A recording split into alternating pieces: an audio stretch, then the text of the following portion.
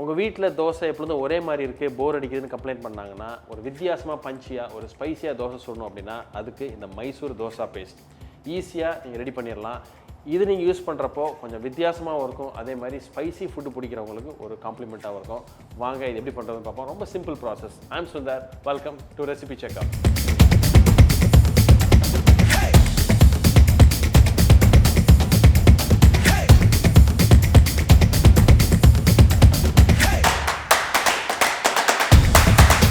Pan எடுத்துகிட்டு ஒரு 3 ஸ்பூன்லேருந்து 4 spoon oil எடுத்துங்க.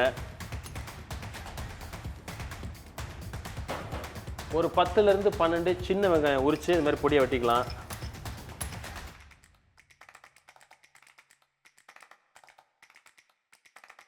அதேமாதிரி ஒரு 10லேருந்து ஒரு 15 வெள்ளைப்பூண்டு நல்லா உரித்து வச்சுங்க, அதையும் சேர்த்துடலாம்.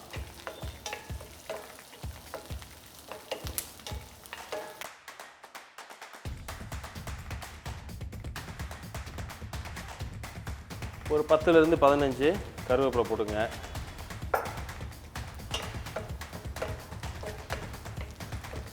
அதே மாதிரி ஒரு 3 ஸ்பூன் அளவுக்கு பொரிக்கடலை.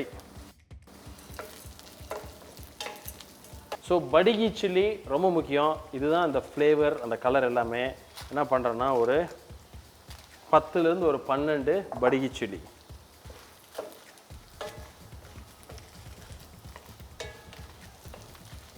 நம்ம எவ்வளோ பொட்டுக்கடலை எடுத்துருக்கோமோ அதே அளவுக்கு வெள்ளை எள்ளு எடுத்துக்கங்க, ஒரு 3 ஸ்பூன்.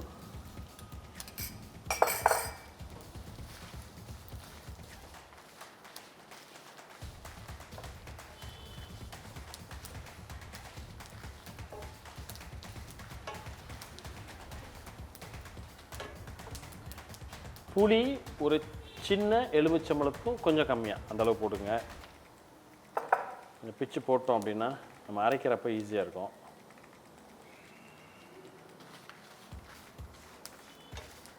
மிளகாய் பொடி ஒரு 3/4 ஸ்பூன்.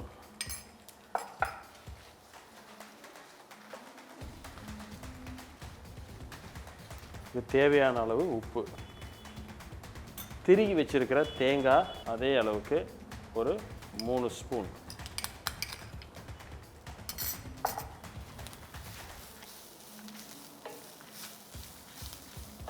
தேங்காய் போட்டு நல்ல ஒரு வாட்டி பரட்டினோன்னே இப்போ நல்ல ஒரு வாட்டி பரட்டினோன்னே இதை இப்போ நம்ம ஒரு தட்டுக்கு நம்ம மாற்றிடலாம். ஆறுனோடனே இது கொஞ்சம் தண்ணி ஊற்றி கொஞ்சம் நல்லா திக்கு பேஸ்ட்டாக நம்ம அரைச்சி வச்சுக்கிறோம். இந்த மைசூர் பேஸ்ட் பார்த்துருக்கீங்க, இது ரொம்ப ஈஸி. ஸோ இதை பண்ணிவிட்டு நம்ம என்ன பண்ணணும், நம்ம நார்மலாக தோசை சுடுறப்போ அந்த தோசை ஒரு வாட்டி வார்த்துட்டு அதுக்கு மேலே இந்த பேஸ்ட்டை நீங்கள் அப்ளை பண்ணிவிட்டு வழக்கம் போல் நீங்கள் உள்ள மசாலா வச்சோ இல்லை நார்மலாகவோ தோசையை போடலாம். பட் தோசையை திருப்பி போடாதீங்க. பட் மற்றபடி எல்லா ப்ராசஸும் ஒன்று தான். டெஃபினட்டாக இது செஞ்சு பார்த்துட்டு எப்படி வந்திருக்கு அப்படின்னு கமெண்ட் பண்ணுங்கள். பிடிச்சிருந்தா உங்கள் ஃப்ரெண்ட்ஸோட ஷேர் பண்ணுங்கள். இதே மாதிரி இன்னொரு வீடியோவில் மீட் பண்ணுறேன். அது வரைக்கும் ஹாப்பி குக்கிங்.